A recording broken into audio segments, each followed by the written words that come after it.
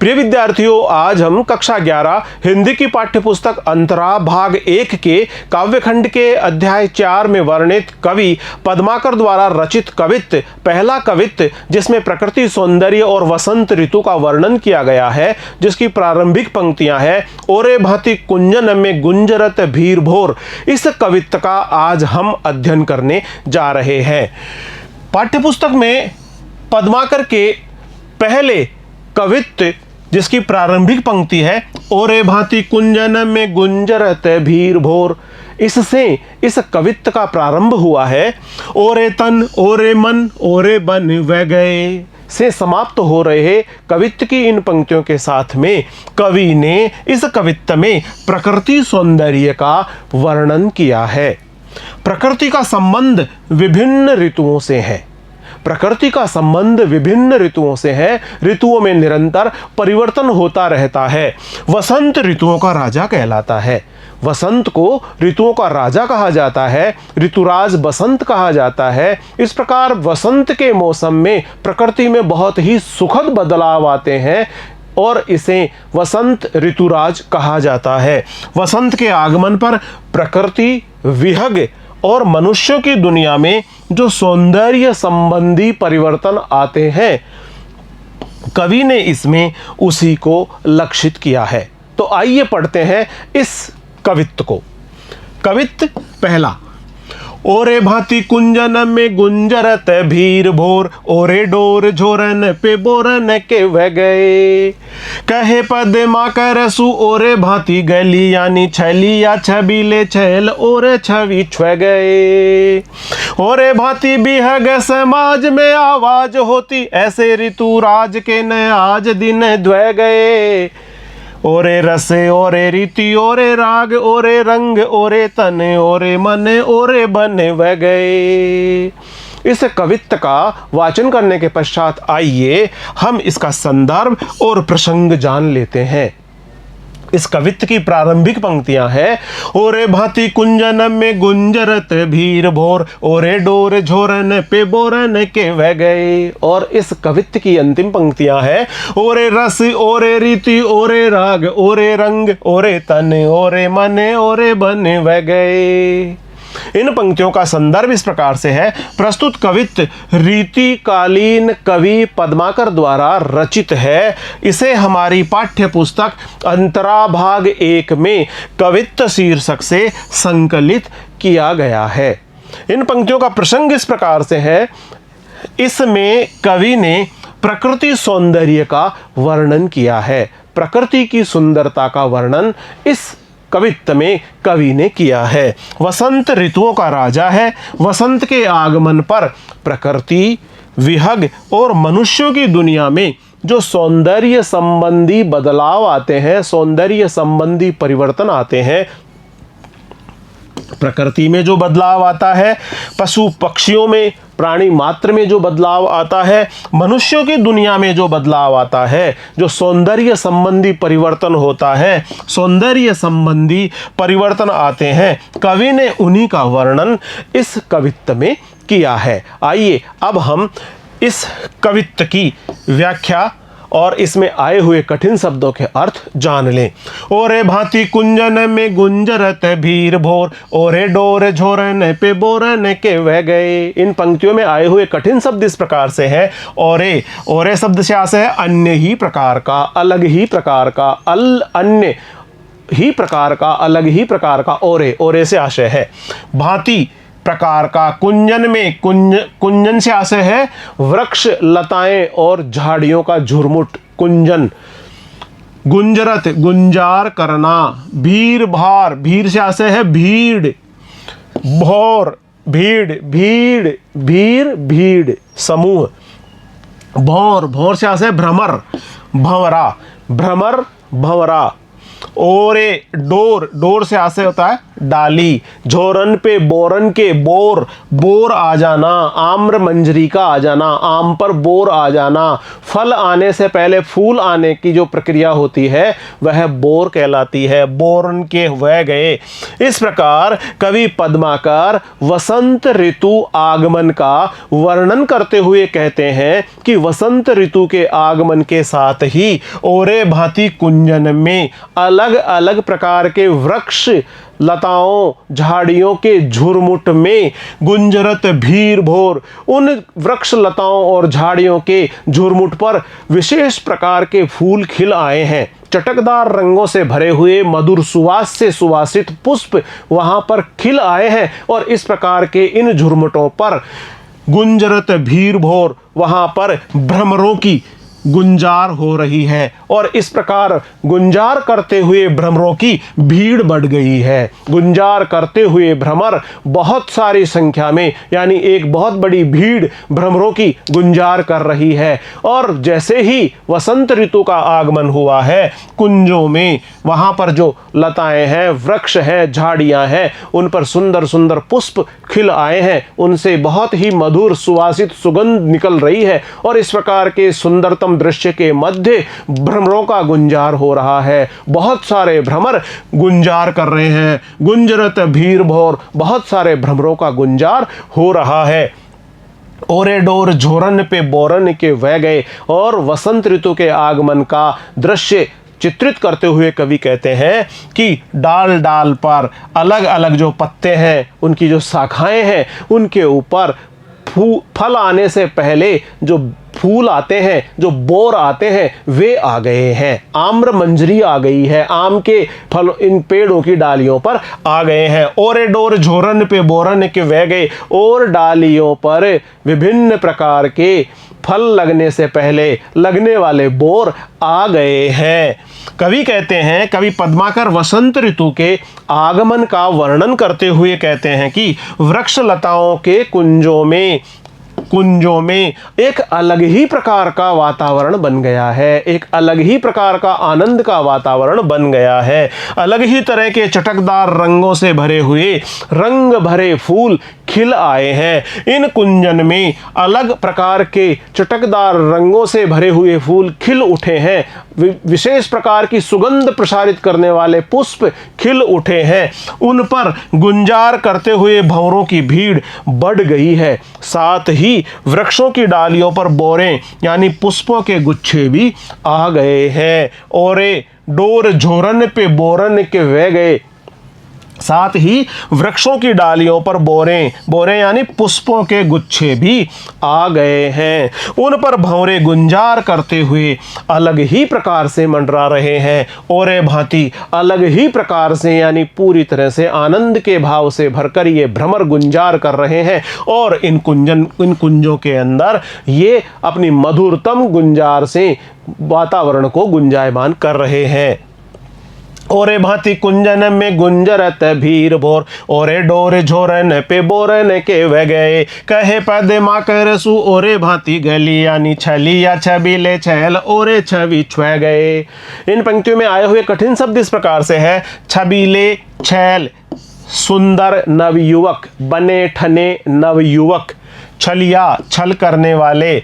कहे पद्माकर सु और भांति गलियानी, गलियान से आशय होता है गांव की गलियों में। छवि से आशय होता है सौंदर्य, आकर्षक रूप में। छवे गए।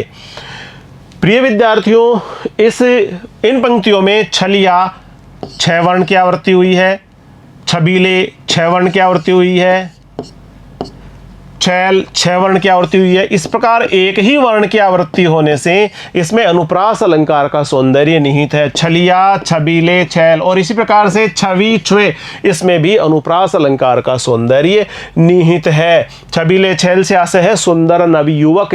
कवि पद्माकर, रीतिकाल के श्रेष्ठ कवि पद्माकर कहते हैं वसंत ऋतु के आगमन पर वसंत ऋतु के द्वारा जो दृश्य उपस्थित हुआ है उसका वर्णन करते हुए कहते हैं। कहे पद्माकर करसूं और भांति गलियान की गांव की गलियों में छलिया छबीले छैल, जो बने ठने युवक हैं, जो नव युवक हैं, उन पर भी वसंत ऋतु का प्रभाव पड़ रहा है। वे भी अब बहुत आकर्षक रूप में दिखाई पड़ रहे हैं।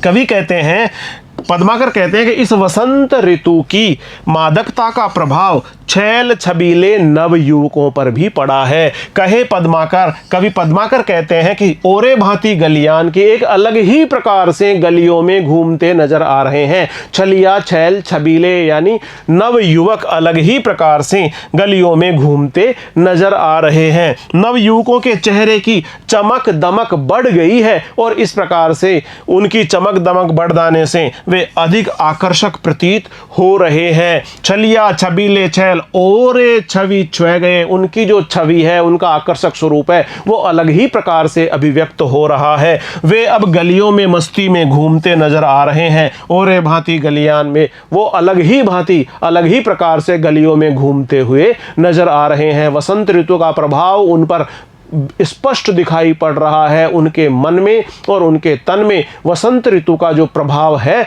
वह स्पष्ट रूप से दृष्टिगोचर हो रहा है, अर्थात उनके मन में प्रेम की भावना हिलोरें लेने लगी है। कहे पद्माकर सु ओरे भांति गली यानी छलिया छबीले छैल ओरे छवि छुए गए। ओरे भांति भी है समाज में आवाज होती, ऐसे ऋतुराज के न आज दिन द्वै गए।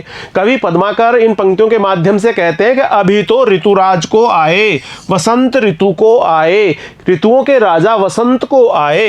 अभी तो केवल 2 ही दिन बीते हैं, द्वै गए, 2 ही दिन व्यतीत हुए हैं, 2 ही दिन बीते हैं और वसंत ऋतु का इतना सुहावना, इतना दृश्य, सुहावना दृश्य चारों ओर उपस्थित हो गया है।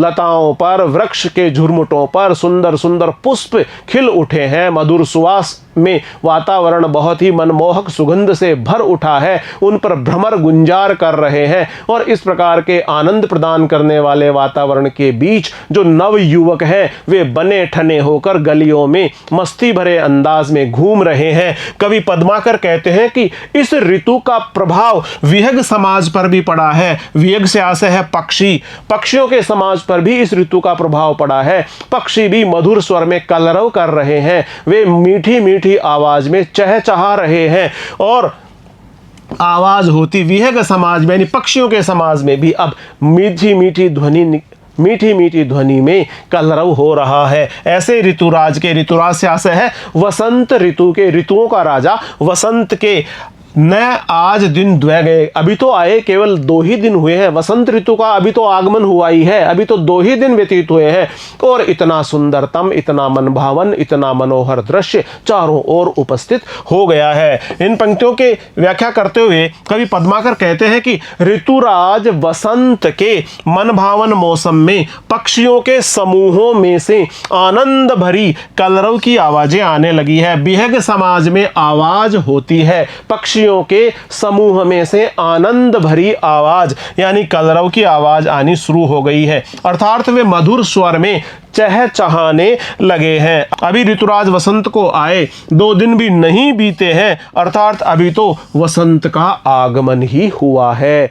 कवि कहते हैं ऐसे ऋतुराज के न आज दिन द्वै गए। कवि कहते हैं कि जब ऋतुराज वसंत अपने पूरे यौवन पर होगा तब यह शोभा, प्रकृति की ये शोभा, प्रकृति की ये सुंदरता कितनी बढ़ जाएगी, इसका अनुमान सहज ही लगाया जा सकता है। ओरे भांति बिहग समाज में आवाज होती, ऐसे ऋतुराज के न आज दिन द्वै गए। ओरे रस, ओरे रीति, ओरे राग, ओरे रंग, ओरे तन, ओरे मन, ओरे बन वह गए।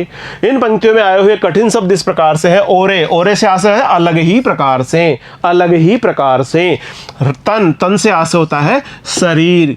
इन पंक्तियों के माध्यम से कवि पद्माकर कहते हैं कि ऋतुराज वसंत के आगमन के साथ ही अलग प्रकार से रस प्रवाहित होने लगा है, अलग ही रीति, अलग ही राग और रंग से चारों ओर का वातावरण सुखद बन गया है, आनंद के भाव से सरोबार हो गया है। ओरे तन, ओरे मन, मानव का मन और तन भी उत्साह, आशा, ऊर्जा, उमंग के भाव के साथ भर गया है। और चारों तरफ जो वन है, उपवन है, उनमें वृक्ष, लताएं, विभिन्न प्रकार की झाड़ियां सुगंधित पुष्पों से और सुवासित पुष्पों से भर उठी है। भ्रमरों का गुंजार हो रहा है, पक्षियों का कलरव हो रहा है, कोयल मीठी तान में कूक रही है। और इस प्रकार कवि पद्माकर कहते हैं कि ऋतुराज वसंत के आगमन के साथ ही वातावरण में अलग ही प्रकार का आनंद भर गया है। ओरे रस, ओरे रीति, ओरे राग, ओरे रंग, अलग ही प्रकार का रस भर गया है, अलग ही प्रकार की रीति से, अलग ही प्रकार के राग से,